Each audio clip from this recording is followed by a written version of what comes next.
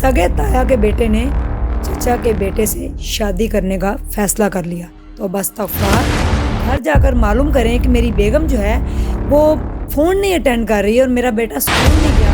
सामने बेड के ऊपर जो नाजिया होती है वो मुंह के बल गिरी होती है और जब उसको सीधा किया जाता है तो 115 पे कॉल करता है। पुलिस आ जाती है, इन्वेस्टिगेशन शुरू हो जाती है और पूछा जाता है कि क्या कुछ और चीज़ें भी गायब हैं। बिस्मिल्लाहिर्रहमानिर्रहीम, अस्सलाम वालेकुम नाजरीन, वेलकम बैक स्ट्रॉन्ग उज़्मा के चैनल पे। अगर आप न्यू हैं तो सब्सक्राइब कर लीजिए और वीडियो को पूरा देखिएगा।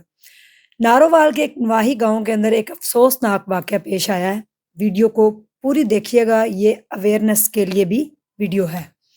सगे ताया के बेटे ने चचा के बेटे से शादी करने का फैसला कर लिया। तो बस तगफार दीन से इतना दूर हो चुके हैं कि हमें समझ नहीं आती कि रिश्तों के तकद्दुस का पामाल कर रहे हैं। ये नवाही गांव जो है ये थाना सदर नारोवाल का, वहाँ पे एफआईआर एक सबमिट होती है। एफआईआर किसने करवाई, ये वाकया सारा कैसे पेश आया और ताया का बेटा और चचा के बेटे के आपस में कभी कोई गलत काम भी हुआ था जिसकी वजह से उसने शादी करने का फैसला किया, ये सारी कहानी है क्या आज हम तबसरा करने जा रहे हैं इस व्लॉग में। फ़याज़ नामी घर का सरबराह है, जो चचा है जिसकी बेगम का नाम है नाज़िया और वो एक घर के अंदर रहते हैं हँसी खुशी।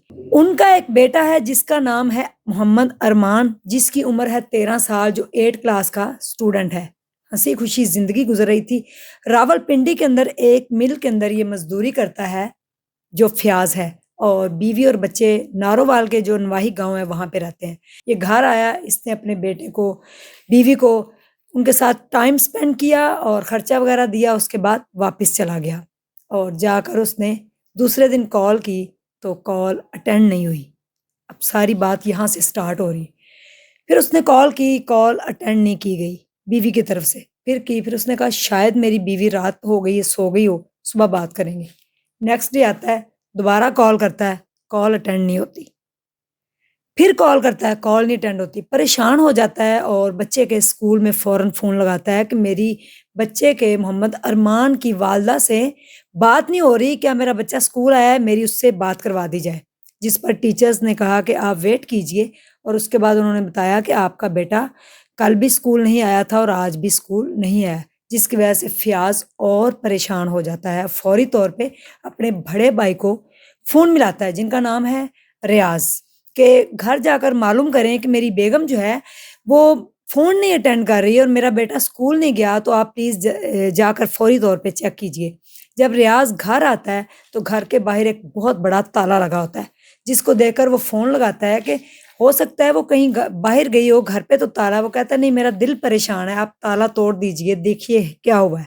जैसे ताला तोड़ा जाता है तो सामने बेड के ऊपर जो नाज़िया होती है वो मुंह के बल गिरी होती है और जब उसको सीधा किया जाता है तो उसके माथे के ऊपर फायर लगा होता है और अरमान के कपड़े भी पास होते हैं जो खून में लथपथ होते हैं।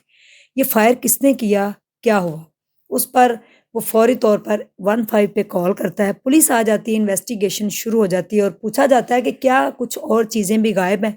तो पता चलता है कि एक बाइक भी गायब है और बच्चा मोहम्मद जो अरमान है वो भी गायब है। माँ तो उसकी मर चुकी है लेकिन बच्चा गायब है।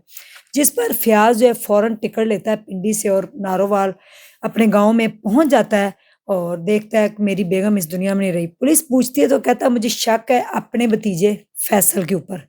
बड़े भाई का बेटा, उसका नाम है फैसल। क्यों शक है, उसके ऊपर एक एफआईआर हुई थी कि वो बच्चों के साथ बदकारियाँ करता था और मेरे बेटे के साथ भी इस तरह का कोई मामला था, जिस पर पूरे ख़ानदान ने रोका कि ये गैर शरई है और उसने शादी करने का फ़ैसला कर लिया था, मेरे बच्चे को छेड़ता था, इसलिए ये सारा किया धरा उसका है। अब फैसल होता है वो तो भाग चुका होता है, उसकी 1 घंटे के लिए सिम ऑन होती है किस इलाके में, कराची जाकर वो सिम को ऑन करता है और अपने एक दोस्त से बात करता है। अब दोस्त जो है वो सियालकोट में है, जिससे बात होती है, उससे वो पैसे मँगवाता है। पुलिस जो है फ़ौरी तौर पे ट्रेस करते हुए उनके घर पहुँचती है, तो वो कहता है मेरा सिर्फ़ इतना ही ताल्लुक है कि उसने कहा था मेरे से ये काम हो गया है और मैं इस टाइम कराची में हूँ, मुझे पैसे भिजवाओ। जिस पर पुलिस कहती है कि आप उसको वापस बुलाएँ, जिस पर वो कहता है कि उसका नंबर बंद है। कुछ दिनों बाद उसका दोबारा फ़ोन आता है तो वो उससे कहता है कि सारा मामला ख़त्म हो चुका है, तुम अपनी जॉब करो, अपनी ज़िंदगी गुज़ारो, यहाँ पे सब ठीक है। जैसे ही वो वापस आता है पुलिस पकड़ती है और उससे جو محمد ارمان ہوتا ہے اس کو اس نے ساتھ رکھا ہوتا ہے اور اس کو بازیاب کرواتی ہے۔ پھر ارمان سے یہ ساری باتیں جو ہے وہ پولیس پوچھتی ہے، جس پر وہ بچہ بتاتا ہے کہ میرا جو کزن ہے وہ میرے سے شادی کرنا چاہتا ہے اور میرے ساتھ وہ غلط کام کرتا ہے۔ تو جس پر میری امی ڈانٹتی تھی اور اس دن بھی وہ گھر آیا تھا تو امی کے سامنے میرے ساتھ چھیڑ چھاڑ شروع کر دی۔ اس کے پاس گن تھی، لوڈ تھی، امی جو ہے وہ آہستہ آہستہ اس کو سمجھا رہی تھی اور کہہ رہی تھی ہمارے گھر سے نکل جاؤ، ایسے نہ کرو، تو وہ مجھے باہر لے جا رہا تھا، جس پر امی ناراض ہو رہی تھی لیکن وہ ڈری ہوئی تھی کیونکہ ان کے پاس گن تھی، اور جس کی وجہ سے اس نے جو ہے میری جب وہ مجھے کھینچا تانی پہ آیا تو میری امی نے احتجاج کیا آگے سے، مجھے جو ہے وہ بچانے کی کوشش کی، جس پر اس سے میری امی کے ماتھے میں فائر لگایا اور مجھے پھر میرے ابو کی ہی بائک پہ گن پوائنٹ کے اوپر لے گیا اور میرے ساتھ اس طرح کی غلط کام بڑی دیر سے کر رہا ہے۔ میں نے امی کو اور ابو کو بتایا تھا جس پر ہماری لڑائی ہوئی تھی اور جس کی وجہ سے اس نے میری امی کو مارا ہے۔ تو اس پر ایف آئی آر جو ہے کر کے اس کو پکڑا جاتا ہے۔ جب اس کو پوچھا جاتا ہے تو وہ کہتا ہے جی میں جو ہے وہ اپنے چچا کے بیٹے سے شادی کرنا چاہتا تھا، جس پر میں نے ان لوگوں سے کہا بھی ہے کہ آپ میری اس سے شادی کروا دیں۔ یہ میرے گھر والوں نے کہا کہ یہ غیر شرعی ہے لیکن میں اس کے بغیر نہیں رہ سکتا، ایسے میں اور بھی کئی بچوں کے ساتھ کر چکا ہوں، جس پر خاندان نے گھر سے ہی شٹ اپ کال دی تھی اور کہا تھا کہ آپ دفع ہو جائیں، دوبارہ کبھی ایسی حرکت کرتے ہوئے اگر آپ پکڑے گئے تو ہم آپ کو پولیس میں پکڑوا دیں گے، جس پر اس نے اپنی سگی چچی کی جان لی، اس کے بیٹے کے ساتھ بدفعلی کی اور اس کو اپنے ساتھ رکھا اور کئی بچوں کی اور زندگی خراب کی۔ اس کے ذمہ دار بعض والدین بھی نہیں ہوتے، کیونکہ والدین کوئی بھی نہیں چاہتا کہ میری اولاد جو ہے وہ بری نکلے یا میری اولاد جو ہے وہ اس طرح کا کام کرے کہ ہمیں زمانے کے سامنے، پولیس کے سامنے، اپنے رشتہ داروں کے سامنے شرمندگی اٹھانی پڑے۔ کتنے شرمندہ ہوئے ہوں گے والدین، پورا خاندان، خالہ، ماموں، چاچو، ننیال ددیال، جب ان کو یہ پتہ چلا ہوگا کہ ہمارا لڑکا جو ہے وہ اپنے ہی سگے چچا کے بیٹے سے شادی کرنا چاہتا ہے۔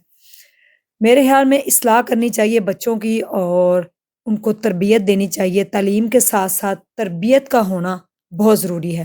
ان کو چھوٹی عمر سے ہی جب وہ بچے ہوں، لڑکپن میں جا رہے ہوں، 8 سے 9 سال 10 سال کے بچے ہوں تو ان کو چیزوں کے بارے میں سمجھایا جائے، ان کو بیڈ ٹچنگ کے بارے میں بتایا جائے، ان کو سمجھایا جائے کہ اگر آپ کو کوئی بیڈ ٹچ کرتا ہے تو آپ اس کو سٹاپ کریں، اس کو منع کریں، اور یہ آپ کے رشتے ہیں، یہ آپ کے ماموں کی بیٹی ہے، چاچو کا بیٹا ہے یہ، اور یہ تو بالکل غیر شرعی ہے، استغفر اللہ، کہ چاچو کے بیٹے سے میں نے شادی کرنی۔ جیسے لاسٹ میں نے ایک ولاگ بنایا تھا کہ سیالکوٹ میں جو ہے وہ سگے بھائی نے بہن سے شادی کرنے کا فیصلہ کر لیا تھا۔ قیامت واقعہ ہی بہت نزدیک ہے، ہمیں جو ہے وہ اللہ تعالیٰ سے دعا مانگنی چاہیے کہ اللہ تعالیٰ سب کی اولادوں کو نیک کرے اور ان کی طرف سے والدین کو ٹھنڈی ہوائیں آئیں، کیونکہ جب اولاد نیک ہوتی ہے تو دنیا میں ہی والدین کے لیے جنت ہے، اور اگر اولاد ہی اس طرح کی بری نکلا ہے تو والدین دنیا میں جس کو وہ پالتے ہیں، پڑھاتے ہیں، پروان چڑھاتے ہیں، اگر وہی اولاد جو ہے ان کو دکھ دے تو والدین جیتے جی مر جاتے ہیں۔ کمنٹس باکس کے اندر اپنی رائے کا اظہار ضرور کیجیے گا۔ اللہ حافظ۔